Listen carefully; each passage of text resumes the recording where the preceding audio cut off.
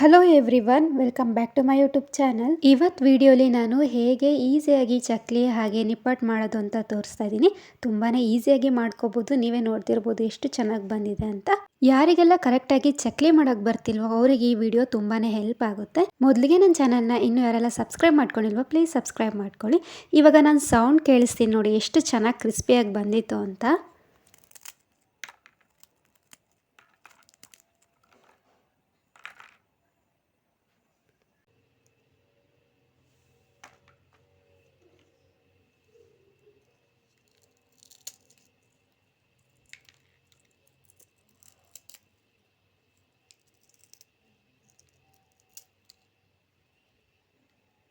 ಇವಾಗ ಮೊದಲಿಗೆ ನಿಪ್ಪಟ್ಟು ಹೇಗೆ ಮಾಡೋದು ಅಂತ ತೋರಿಸ್ತಾ ಇದ್ದೀನಿ. ಅದಕ್ಕೆ ಏನೆಲ್ಲ ಬೇಕು ಅಂತ ನಾನು ಇಲ್ಲಿ ತೋರಿಸ್ತಾ ಇದ್ದೀನಿ. ಇವಾಗ ನೀವು ಒಂದು ಬೌಲ್ ಅಳತೆಗೆ ಇಟ್ಕೊಳ್ಳಿ. ಒಂದು ಬೌಲಲ್ಲಿ ಅಕ್ಕಿ ಹಿಟ್ಟು, ಆಮೇಲೆ ನಾನು ಕರಿಬೇವಿನ ಸೊಪ್ಪು ಕಟ್ ಮಾಡಿ ಇಟ್ಕೊಂಡಿದ್ದೀನಿ. ಹಾಗೆ 1 ಸ್ಪೂನ್ ಆಗೋಷ್ಟು ಜೀರಿಗೆ, 1 ಸ್ಪೂನ್ ಆಗೋಷ್ಟು ಎಳ್ಳು, ಬಿಳಿ ಎಳ್ಳು, ಹಾಗೆ ಒಣಗಿದ ಮೆಣಸಿನ್ಕಾಯಿ ಒಂದು 3ರಿಂದ 4. ನಾವು ಯಾವ ಅಕ್ಕಿ ಹಿಟ್ಟಲ್ಲಿ ಅಂದರೆ ಒಂದು ಬೌಲಲ್ಲಿ ತೊಗೊಂಡಿದ್ವು ಅಳತೆನ 1 ಕಪ್ ಅಕ್ಕಿ ಹಿಟ್ಟು, ಅದರಲ್ಲಿ ಅರ್ಧ ಕಪ್ ಆಗೋಷ್ಟು ಹುರಿಗಡಲೆ, ಹಾಗೆ 1/4 ಕಪ್ ಆಗೋಷ್ಟು ಕಡಲೆ ಬೀಜನ ಹುರ್ಕೊಂಡ್ಬಿಟ್ಟು ಮೇಲೆ ಸಿಪ್ಪೆ ತೆಗೆದು ಇಟ್ಕೊಂಡಿರೋದು ಅದು. ಇವಾಗ ನಾನು ಜಾಸ್ತಿ ಏನು ಹುರ್ಕೊಂಡಿಲ್ಲ ಕಡಲೆ ಬೀಜನ, ಸ್ವಲ್ಪ ಹುರ್ಕೊಂಡ್ರೆ ಸಾಕು ಸಿಪ್ಪೆ ತೆಗೆಯೋಷ್ಟು. ಆಮೇಲೆ ಖಾರದ ಪುಡಿ ಹಾಗೆ ಉಪ್ಪು, ಇಷ್ಟು ಮೇನಾಗಿ ಬೇಕಾಗಿರೋದು ಅದಕ್ಕೆ. ಇವಾಗ ಒಂದು ಮಿಕ್ಸಿ ಜಾರಿಗೆ ಹುರಿಗಡಲೆ ಹಾಗೆ ನಾನು ಕಡಲೆ ಬೀಜನ ಹುರ್ಕೊಂಡು ಇಟ್ಕೊಂಡಿದ್ದೆ ಅಲ್ವಾ ಸಿಪ್ಪೆ ತೆಕ್ಕೊಂಡು, ಅದು ಹಾಗೆಯೇ ಒಣಗಿದ ಮೆಣಸಿನ್ಕಾಯಿ ಇಷ್ಟನ್ನು ಹಾಕ್ಕೊಂಬಿಟ್ಟು ಗ್ರೈಂಡ್ ಮಾಡ್ಕೋಬೇಕು. ಜಾಸ್ತಿ ಏನು ಗ್ರೈಂಡ್ ಮಾಡ್ಕೊಳ್ಳೋದು ಬೇಡ, ಈ ಥರ ಆದರೆ ಸಾಕು. ಇವಾಗ ಇದನ್ನು ನಾನು ಒಂದು ಬೌಲಿಗೆ ಹಾಕಿ ಇಟ್ಕೊಳ್ತಾ ಇದ್ದೀನಿ. ಆಮೇಲೆ ಎಣ್ಣೆ ಕೂಡ ಕಾಯೋಕೆ ಇಟ್ಕೊಳ್ತಾ ಇದ್ದೀನಿ. ಎಣ್ಣೆ ಕೂಡ ಬೇಕಲ್ವ ಹಾಕೋದಕ್ಕೆ, ಅದಕ್ಕೆ ಇವಾಗ ಒಂದು ಬೌಲಿಗೆ 1 ಕಪ್ ಆಗೋಷ್ಟು ಅಕ್ಕಿ ಹಿಟ್ಟನ್ನು ಹಾಕ್ಕೊಳ್ತಾ ಇದ್ದೀನಿ. ಅಕ್ಕಿ ಹಿಟ್ಟನ್ನು ಹಾಕ್ಕೊಂಡ್ಬಿಟ್ಟು ನಾನು ಗ್ರೈಂಡ್ ಮಾಡಿ ಇಟ್ಕೊಂಡಿದ್ನಲ್ವ, ಇವಾಗ ಅದು ಕೂಡ 1 ಕಪ್ ಆಗಿತ್ತು. ಇವಾಗ ಅದನ್ನು ಕೂಡ ಹಾಕ್ಕೊಂಡು ಇವಾಗ ಅದರಲ್ಲಿ ನಾನು 1 ಸ್ಪೂನ್ ಆಗೋಷ್ಟು ಎಳ್ಳನ್ನು ಹಾಕ್ಕೊಳ್ತಾ ಇದ್ದೀನಿ. ಅಂದರೆ ಕ್ವಾಂಟಿಟಿ ಮೇಲೆ ಡಿಪೆಂಡ್ ಆಗುತ್ತೆ. ಹಾಗೆಯೇ 1 ಸ್ಪೂನ್ ಆಗೋಷ್ಟು ಜೀರಿಗೆ, ಇಷ್ಟನ್ನು ಹಾಕ್ಕೊಂಡ್ಬಿಟ್ಟು ರುಚಿಗೆ ಎಷ್ಟು ಬೇಕೋ ಅಷ್ಟು ಉಪ್ಪನ್ನು ಕೂಡ ಇವಾಗ ನೋಡಿ ಹಾಕ್ಕೋಬೇಕು. ಆಮೇಲೆ ನಾನು ಖಾರದ ಪುಡಿ ಸ್ವಲ್ಪ ಕಡಿಮೆನೇ ಹಾಕ್ಕೊಂಡಿದ್ದೀನಿ. ಆಮೇಲೆ ನಾವು ಕಟ್ ಮಾಡಿ ಇಟ್ಕೊಂಡಿದ್ವಲ್ಲ ಕರಿಬೇವಿನ ಸೊಪ್ಪು, ಅದನ್ನು ಇವಾಗ ಆ್ಯಡ್ ಮಾಡ್ಕೋಬೇಕು. ಇಷ್ಟನ್ನು ಹಾಕ್ಕೊಂಡಾದ್ಮೇಲೆ ಇವಾಗ ನಾನು ಎಣ್ಣೆ ಕೂಡ ಕಾಯೋಕೆ ಇಟ್ಟಿದ್ದೆ ಅಲ್ವಾ, ಇವಾಗ ಬಿಸಿ ಎಣ್ಣೆನ ನಾನು ಇಲ್ಲಿ ಒಂದು 4 ಸ್ಪೂನ್ ಹಾಕ್ಕೊಳ್ತಾ ಇದ್ದೀನಿ. ನಾರ್ಮಲ್ ಸ್ಪೂನಲ್ಲಿ ಒಂದು 4 ಸ್ಪೂನ್ ಅಂತ ಅಂದ್ಕೊಳ್ಳಿ, ಇದರಲ್ಲಿ ನಾನು 2 ಹಾಕ್ಕೊಂಡಿದ್ದೀನಿ. ಹಾಗಾಗಿ ಇವಾಗ ಬಿಸಿ ಎಣ್ಣೆ ಕೂಡ ಹಾಕ್ಕೊಂಡು ಒಂದ್ಸಲಿ ಹಾಗೇ ಮಿಕ್ಸ್ ಮಾಡ್ಕೋಬೇಕು ಕ್ಲೀನಾಗಿ. ಇವಾಗ ನಾನು ಕೈಯಲ್ಲೇ ಕಲಿಸ್ಕೊಳ್ತಾ ಇದ್ದೀನಿ. ಇವಾಗ ಕೈಯಲ್ಲೇ ಒಂದ್ಸಲಿ ಕ್ಲೀನಾಗಿ ಮಿಕ್ಸ್ ಮಾಡ್ಕೊಂಬಿಟ್ಟು ಇವಾಗ ಅದಕ್ಕೆ ನಾನು ಬಿಸಿ ನೀರನ್ನೇ ಆ್ಯಡ್ ಮಾಡ್ಕೊಂಡಿದ್ದೀನಿ, ತಣ್ಣೀರು ಆ್ಯಡ್ ಮಾಡ್ಕೊಂಡಿಲ್ಲ. ಬಿಸಿ ನೀರನ್ನೇ ಹಾಕ್ಕೊಂಡ್ಬಿಟ್ಟು ಕಲಿಸ್ಕೊಬೇಕು ಕ್ಲೀನಾಗಿ. ನೋಡಿ ಕಲಿಸ್ಕೊಳ್ಳಿ, ಜಾಸ್ತಿ ನೀರು ಹಾಕ್ಕೊಳಕ್ಕೆ ಹೋಗಬೇಡಿ. ಈ ಥರ ಆದರೆ ಸಾಕು, ಜಾಸ್ತಿ ನೀರು ಹಾಕ್ಕೊಳಕ್ಕೆ ಹೋಗಬಾರ್ದು. ಈ ಥರ ನೋಡಿ ಬಿಸಿ ನೀರು ಹಾಕ್ಕೊಂಡೇ ನಾನು ಕಲಿಸ್ಕೊಂಡು ಇವಾಗ ಈ ಥರ ಆಯಿತು. ಇವಾಗ ಇದನ್ನು ಸೈಡಲ್ಲಿ ಇಟ್ಕೊಂಡಿದ್ದೀನಿ. ಒಂದು 10 ಮಿನಿಟ್ಸ್ ಆದರೂ ಬಿಡಲೇಬೇಕು ಇದನ್ನು. ಇವಾಗ ಎಣ್ಣೆ ಕೂಡ ಕಾಯೋಕೆ ಇಟ್ಕೊಂಡು ನಾವು ನಿಪ್ಪಟ್ಟನ್ನು ಮಾಡಿ ಹಾಕ್ಕೋಬೇಕು. ಬೇಕಿದ್ರೆ ನಾವು ಬಾಳೆ ಎಲೆಯಲ್ಲೂ ಕೂಡ ಈ ಥರ ಮಾಡ್ಕೋಬೋದು ನಿಪ್ಪಟ್ಟು ಶೇಪಲ್ಲಿ. ಯಾವ ಥರ ನಿಮಗೆ ಈಸಿ ಆಗುತ್ತೋ ಆ ಥರ ಮಾಡ್ಕೊಬೋದು. ಎಣ್ಣೆಲಿ ಹಾಕ್ಕೊಂಡು ನಾವು ಫ್ರೈ ಮಾಡಿಕೊಂಡ್ರೆ ನಿಪ್ಪಟ್ಟು ರೆಡಿನಾಗಿ ಹೋಗಿರುತ್ತೆ. ತುಂಬಾ ಚೆನ್ನಾಗಿರುತ್ತೆ ಟೇಸ್ಟ್ ಕೂಡ. ನೀವು ಒಂದ್ಸಲಿ ಈ ಥರ ಟ್ರೈ ಮಾಡಿಲ್ಲ ಅಂದರೆ ಮಾಡಿ. ಕೆಲವರು ರವೆ ಎಲ್ಲ ಹಾಕಿ ಮಾಡ್ತಾರೆ, ನಾನು ಬರೀ ಅಕ್ಕಿ ಹಿಟ್ಟಲ್ಲೇ ಮಾಡಿದ್ದೀನಿ. ಇವಾಗ ನಾನು ಚಕ್ಲಿ ಮಾಡೋದಕ್ಕೆ ಏನೆಲ್ಲ ಬೇಕು ತೋರಿಸ್ತಾ ಇದ್ದೀನಿ. ಖಾರದ ಪುಡಿ ಹಾಗೆ ಇದು ಉದ್ದಿನಬೇಳೆ ಬೇಕು. ಇದಕ್ಕೆ ಮೇನ್ ಬೇಕಾಗಿರೋದೇ ಉದ್ದಿನಬೇಳೆ. ಆಮೇಲೆ ಹುರಿಗಡಲೆ, ಎಳ್ಳು, ಜೀರಿಗೆ, ಹಾಗೆ 1 ಕಪ್ ಆಗುವಷ್ಟು ಅಕ್ಕಿ ಹಿಟ್ಟು, ಉಪ್ಪು.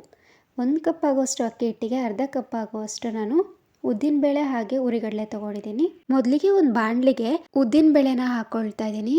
ಉದ್ದಿನಬೇಳೆನ ಹಾಕ್ಕೊಂಬಿಟ್ಟು ನಾವು ಲೋ ಫ್ಲೇಮಲ್ಲಿ ಅದನ್ನು ಫ್ರೈ ಮಾಡ್ಕೋಬೇಕು. ಜಾಸ್ತಿ ಏನು ಮಾಡ್ಕೊಳ್ಳೋಕೆ ಹೋಗಬಾರ್ದು, ಸ್ವಲ್ಪ ಮಾಡ್ಕೊಂಡ್ರೆ ಸಾಕು. ಇವಾಗ ನಾನು ತೋರಿಸ್ತಾ ಇದ್ದೀನಿ ನೋಡಿ, ಇಷ್ಟು ಸಾಕು, ಜಾಸ್ತಿ ಮಾಡ್ಕೊಬಾರ್ದು, ಇಷ್ಟು ಮಾಡ್ಕೊಂಡ್ರೆ ಸಾಕು.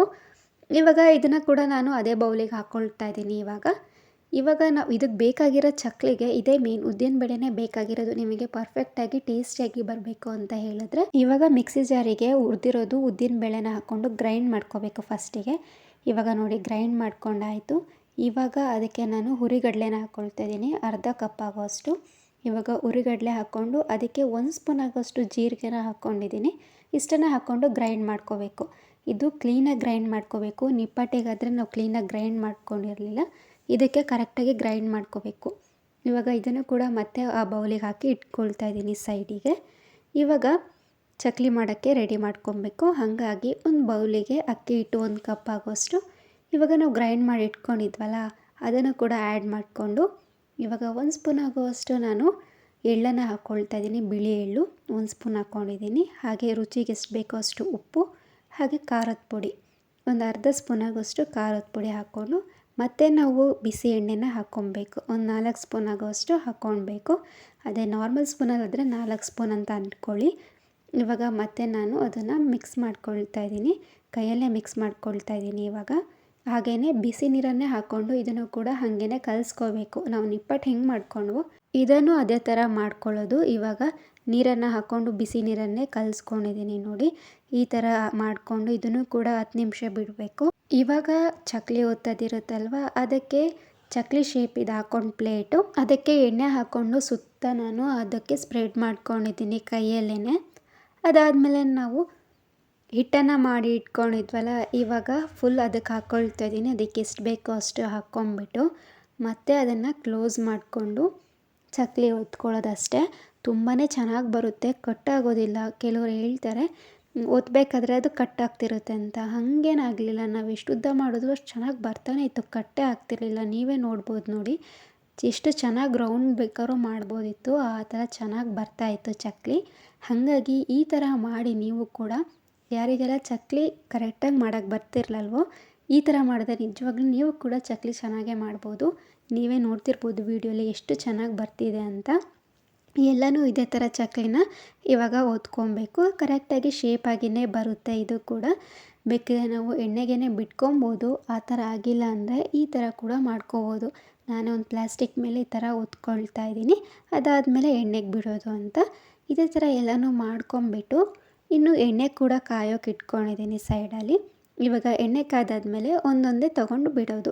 ಎಷ್ಟು ಚೆನ್ನಾಗಿ ಒಂದೇ ಕೈಯಲ್ಲಿ ಇಟ್ಬಿಡ್ಬೋದಿತ್ತು ಗೊತ್ತಾ, ಎಷ್ಟು ಚೆನ್ನಾಗಿ ಬರ್ತಿತ್ತು ಅಂದರೆ ಕಟ್ಟಾಗ್ತಿರ್ಲಿಲ್ಲ.